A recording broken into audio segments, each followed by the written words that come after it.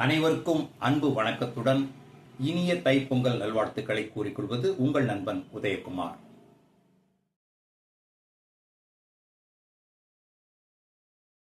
வானம் இறங்கி வந்து வெண்தோரணம் கட்டுகிறதோ தைப்பொங்கலை வரவேற்க, பொங்கிய பொங்கலை பூமி விண்ணுக்கு பரிமாறுகிறதோ ருசி பார்க்க, இதைக் கண்டு செடியினங்கள் புன்னகைக்க, பறவை இனங்கள் பாட்டு படிக்க, அவ்வப்போது நீரும் சலசலக்க, இயற்கை படைக்கும் இந்த பொங்கலை உள்ளபடியே உங்களுக்கு காட்சிப்படுத்த உற்சாக குரலில் உரைக்கிறேன்.